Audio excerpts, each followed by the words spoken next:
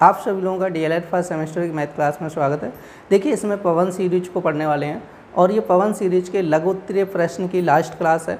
इसके बाद हम लोग बहुविकल्पीय प्रश्नों को देखेंगे। तो ज़्यादा टाइम ना वेस्ट करते हुए देखते हैं आज की क्लास का जो फर्स्ट क्वेश्चन दिया गया वो क्या दिया गया।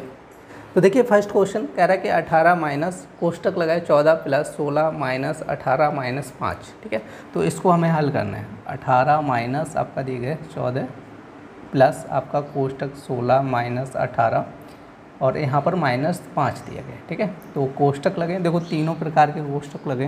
तो आप लोगों को बताया था जब तीनों कोष्टक एक साथ आ जाते तो हम सबसे पहले क्या करते हैं, आपका जो छोटा कोष्टक होता है उसको हल करते हैं। ठीक है, तो यहाँ पर हम लोग हल करेंगे 18 माइनस आपका हो जाएगा 14 प्लस ये हो जाएगा 16 माइनस 18 में से 5 गया, कितना बचेगा आपका 13 बचेगा। ठीक है, और ये एक छोटा कोष्टक खत्म हो जाएगा। अब इसी तरह देखो 18 माइनस यहाँ पे 14 प्लस अब 16 में से 13 गया, कितना बचेगा 3 बचेगा। क्लियर नहीं, तो ये मझला कोष्टक खत्म और ये बड़ा कोष्टक बचेगा।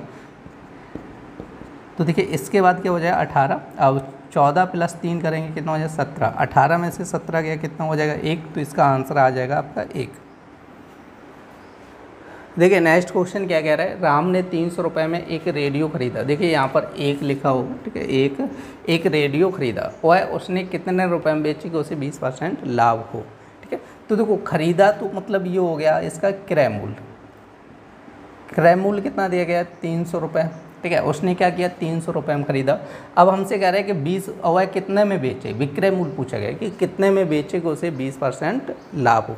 तो यहाँ पे लिखना है लाभ प्रतिशत इक्वल टू कितना दिए गए, देखो लाभ प्रतिशत इक्वल टू आपका हो जाएगा 20%। सही है, तो देखो यहाँ पर हम लोग लाभ निकालेंगे तो ये तो परसेंटेज में 20% कह रहा है, तो 300 का 20% आप लोग निकालो तो कितना यहाँ पे लाभ बनेगा, वो 0 से 0 कैंसिल हो जाएगा। ठीक है, 60 रुपये कितना लाभ हो जाएगा, 60 रुपये लाभ बनेगा। ठीक है, तो हमसे पूछा है विक्रय मूल्य। विक्रय मूल्य का मतलब इसे हमसे पूछा विक्रय मूल्य, तो विक्रय मूल्य का मतलब क्या हो जाएगा, देखो खरीद के लाया था 300 रुपये में, अब 60 रुपये लाभ लेगा उस पर तब बेचेगा, तो मतलब कितने में बेचेगा 300 प्लस 60, तो ये हो जाएगा 360 रुपये। देखिए नेक्स्ट क्वेश्चन क्या कह रहा है, कह रहा है कि वह बड़ी से बड़ी संख्या बताइए जिसे कह रहा है 49, 59, 109 से भाग देने पर कह रहा है शेष क्रम से 1, 3, 5 बचे। तो देखिए ये क्वेश्चन आप लोगों को बता चुका हूँ और कई बार बताया इस क्वेश्चन को।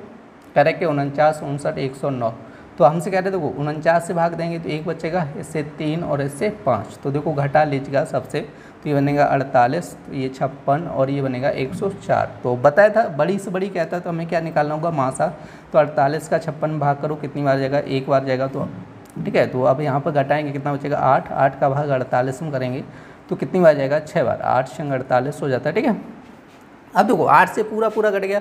अब हम लोग क्या करें 8 का भाग करेंगे 104 में, 8 का भाग 104 में करेंगे तो ये हो जाएगा 8 × 8 2 बचेगा, कितना हो जाएगा आपका 24 हो जाएगा। तो 8 तिया 24, क्लियर नहीं, ये पूरा कैंसिल हो गया। तो यहाँ पे देखो मासा कितना आया 8 आया, तो यहाँ पे लिखना है वह बड़ी से बड़ी संख्या, वह बड़ी से बड़ी संख्या 8 होगी।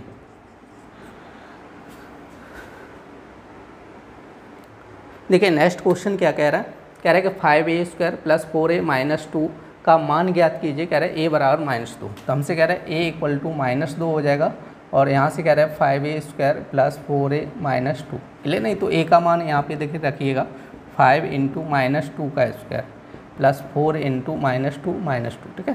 तो देखिए ये क्वेश्चन करवा चुका हूँ, आप लोगों को ध्यान रखना है। तो देखिए यहाँ पर 2 का वर्ग करेंगे, 2 का वर्ग कितना हो जाएगा 4 और ये माइनस माइनस क्या हो जाएगा प्लस, क्योंकि पावर कैसा है सम।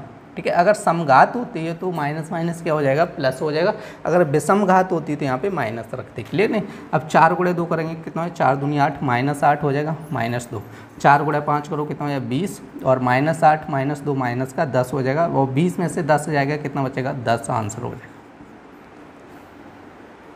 देखिए नेक्स्ट क्वेश्चन क्या कह रहा है, कह रहा है कि नीचे दिए गए चित्र को देखकर कह रहा है निम्नलिखित प्रश्नों के उत्तर दीजिएगा।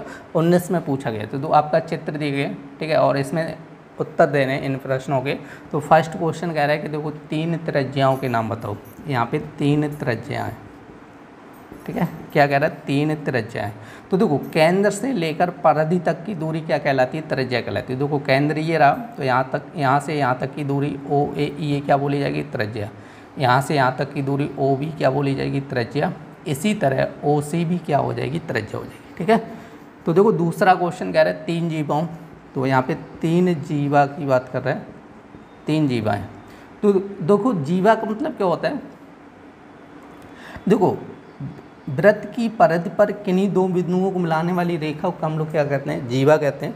तो देखो यहाँ पर जीवा आपकी जो हो जाएगी ए बी हो जाएगी एक जीवा, और दूसरी जीवा क्या हो जाएगी, बी सी हो जाएगी। ठीक है, तो देखो यहाँ पर 2 ही जीवाएँ होगी। क्वेश्चन में आपसे कह रहे हैं 3 जीवाओं के नाम बताइएगा, तो इस क्वेश्चन में 3 जीवाएँ नहीं होंगी, समझा है ना।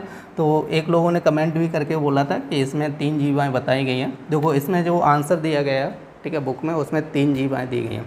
तो आप लोगों ने जीवा की डेफिनेशन पढ़ी होगी कि वृत्त पर स्थित किन्हीं दो बिंदुओं को मिलाने वाली रेखा को क्या कहते हैं, जीवा कहते हैं। तो अब आप लोग बताओ, जैसे ये पॉइंट और ये पॉइंट 2 बिंदु हो गए वृत्त, ठीक है, तो परिधि पर स्थित, तो एक तो जीवा ये बनेगी, दूसरी जीवा ये बन जाएगी, समझाया।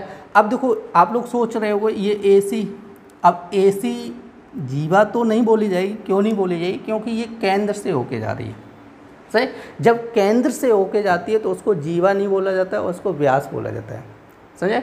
जब 2 बिंदुओं को मिलाने वाली रेखा वृत्त के केंद्र से होके जाती है तो उसको व्यास बोला जाता है। ये डेफिनेशन आप लोगों को मैं लिखा चुका हूँ और कई बार बता चुका हूँ, समझा। तो आप लोग ये मत सोच लेना ए सी जीवा होगी, सही। किताबों में ए सी को जीवा दिखाया गया, तो यहाँ पे 2 ही जीवाएँ हो गई, ए बी और बी सी। ए सी क्या होगा, व्यास होगा, ध्यान रखना है, समझाए। तो यहाँ पे 3 जीवाएँ पूछी गई, तो यहाँ पे हमारे हिसाब से 2 ही जीवाएँ क्लियर हैं, ठीक है। अब देखो तीसरा क्वेश्चन कह रहा है वृत्त के व्यास का नाम लिखेगा। अब हमसे व्यास बोल दिया, अगर ए सी को आप लोग जीवा मान लोगे तो फिर व्यास क्या होगा, बताओ भाई, व्यास क्या होगा। जब ए सी आप लोग जीवा मान लोगे तो व्यास क्या होगा, समझाए। तो ए सी क्या है आप लोगों का, व्यास। तो यहाँ पे हमसे कह रहा है वृत्त का व्यास बताइए, तो व्यास क्या हो जाएगा, ए सी व्यास हो जाएगा, क्लियर ना। अब चौथा क्वेश्चन क्या कह रहा है, वृत्त का केंद्र, तो वृत्त का जो केंद्र होगा वो हो जाएगा ओ बिंदु, ठीक है। ये ओ बिंदु क्या हो जाएगा, वृत्त का केंद्र हो जाएगा। तो ये 4 क्वेश्चन थे। देखिए इस क्वेश्चन को थोड़ा विशेष ध्यान रखना है, ठीक है, क्योंकि एक स्टूडेंट कमेंट करके बोला था, ठीक है, क्योंकि ये एक क्लास में ये क्वेश्चन आप लोगों को करा चुका हूँ पहले, ठीक है। तो उसमें स्टूडेंट ने कमेंट करके बोला था कि सर यहाँ पे 3 जीवाएँ होगी।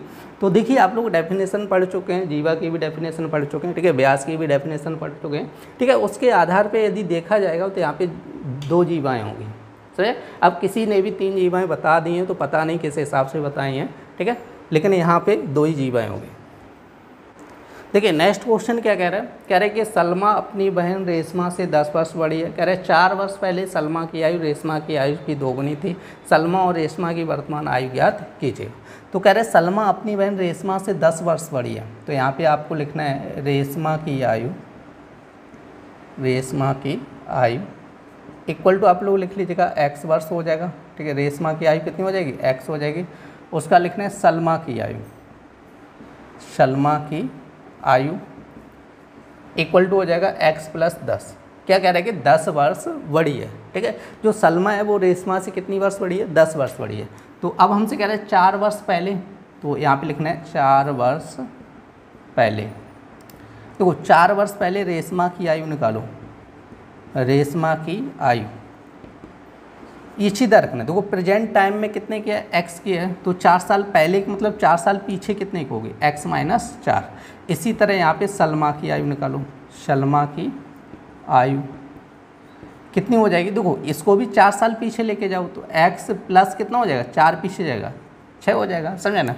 अब देखो यहाँ पे प्रश्नानुसार, देखो प्रश्नानुसार क्या हो जाएगा, जो सलमा की आयु है रेशमा की आयु से दोगुनी है। तो यहाँ पे एक तरफ रेशमा की आयु लिख लो x माइनस 4 और एक तरफ सलमा की आयु x प्लस 6। अब यहाँ से समझो क्वेश्चन को, कह रहे कि सलमा की आयु रेशमा की आयु से दोगुनी है। जो सलमा की आयु है वो रेशमा की आयु से दोगुनी है, मतलब जो सलमा की आयु कौन सी है, यही तो x प्लस 6, इससे ये कितनी है, दोगुनी है। तो हम लोग क्या करेंगे, इसको दोगुना करेंगे, ठीक है, तभी ये दोनों, ठीक है, बराबर हो पाएंगे, क्लियर नहीं, क्योंकि ये पहले से ही दोगुनी है तो इसको दोगुना कर लो। अब इसको आप लोग हल करो, देखो यहाँ पे हो जाएगा 2x, अब यहाँ पे करेंगे तो -8 और x प्लस 6 हो जाए। x इधर लेके आएंगे तो 2x माइनस x और ये 6 प्लस कितना हो जाए 8, तो 2x में से x गया तो x और 8 6 कितना हो जाएगा 14 हो जाएगा, समझे। तो देखो यहाँ पे लिखना है रेशमा की आयु इक्वल टू ठीक है, रेशमा की आयु बराबर कितनी हो जाएगी आपकी 14 वर्ष हो जाएगी। क्लियर नहीं। और उसका लिखना है सलमा की आयु बराबर, तो यहाँ पे रखना है कितना 14 प्लस 10, तो ये हो जाएगी आपकी 24 वर्ष हो जाएगी। ये थी डीएलएड फर्स्ट सेमेस्टर की मैथ क्लास जिसमें हम लोग पवन सीरीज को पढ़ रहे थे और ये पवन सीरीज के लघु उत्तरीय प्रश्नों की लास्ट क्लास थी। इसके बाद जो भी क्लास हम लोग देखेंगे उसमें बहुविकल्पीय के प्रश्नों को देखेंगे। उम्मीद करते हैं आप लोगों को क्लास पसंद आई होगी। यदि पसंद आई तो कृपया लाइक करें और ज़्यादा से ज़्यादा शेयर करें जिससे कि ज़्यादा से ज़्यादा लोग जुड़ सकें। फिर मिलते हैं ऐसी नेक्स्ट क्लास में, तब तक के लिए धन्यवाद।